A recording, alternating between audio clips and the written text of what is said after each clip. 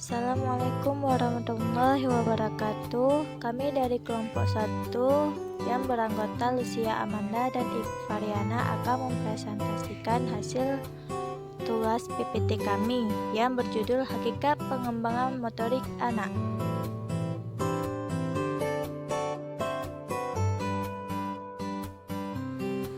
Assalamualaikum warahmatullahi wabarakatuh. Saya sebagai pemateri pertama akan mempresentasikannya. Hakikat pengembangan motorik anak. Salah satu kemampuan pada anak TK yang berkembang dengan pesat adalah kemampuan fisik motoriknya. Proses tumbuh kembang kemampuan motorik anak berhubungan dengan proses tumbuh kembang gerak anak. Perkembangan kemampuan motorik anak akan dapat terlihat secara jelas melalui berbagai gerakan dan permainan yang dapat mereka lakukan. Perkembangan motorik anak.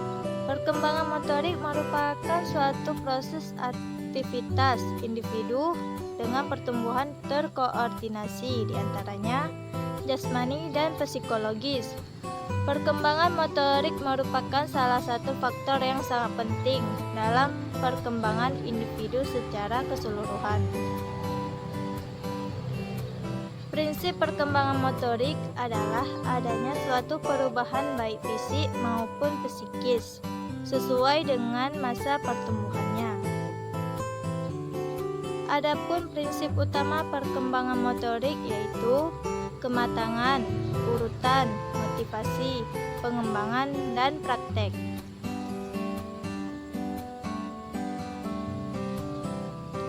Nilai yang didapat dari perkembangan motorik pada anak antara lain adalah mendapatkan pengalaman yang berarti, hak dan kesempatan beraktivitas, keseimbangan jiwa dan raga, serta mampu berperan menjadi dirinya sendiri.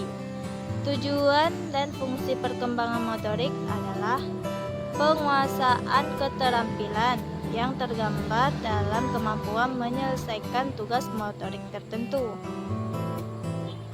Adapun kualitas motorik terlihat dari beberapa jauh anak tersebut mampu menampilkan tugas motorik yang diberikan tertentu. Jika tingkat keberhasilan dalam melaksanakan tugas motorik tinggi, berarti motorik yang dilakukan efektif dan efisien. Sekian dari presentasi saya, selanjutnya akan dilanjutkan oleh pemateri kedua yaitu Ikvariana. Sekian, Assalamualaikum warahmatullahi wabarakatuh.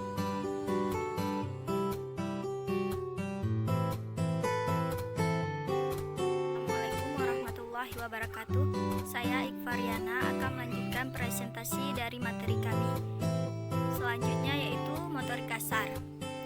Motorik kasar adalah gerakan tubuh yang menggunakan otot-otot besar atau seluruh anggota tubuh yang dipengaruhi oleh kematangan anak itu sendiri. Motorik kasar anak akan berkembang sesuai dengan usianya. Perkembangan motorik ini erat kaitannya dengan perkembangan pusat motorik di otak.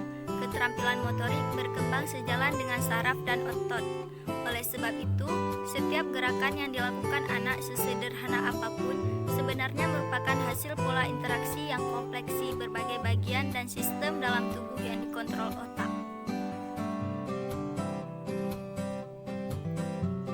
Selanjutnya, motorik halus. Bambang Sujiono seperti yang dikutip oleh Diah Utami Wikaningti menyatakan bahwa motorik halus adalah gerakan yang hanya melibatkan bagian-bagian tubuh tertentu saja dan dilakukan oleh otot-otot kecil, seperti kemampuan menggunakan jari jemari tangan. Oleh karena itu, gerakan ini tidak terlalu membutuhkan tenaga, namun gerakan ini membutuhkan koordinasi mata dan tangan yang cermat. Fungsi dan tujuan motorik halus. Fungsi perkembangan motorik halus adalah mendukung aspek pengembangan lainnya seperti kognitif dan bahasa serta sosial, karena pada hakikatnya setiap pengembangan tidak dapat terpisahkan satu sama lain.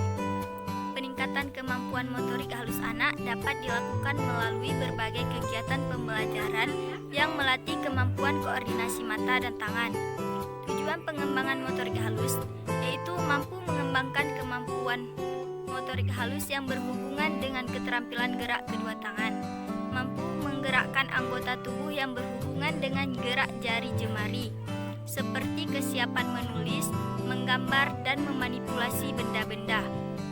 Mampu mengkoordinasi indera mata dan aktivitas tangan, seperti membentuk dari tanah liat, menggambar mewarnai,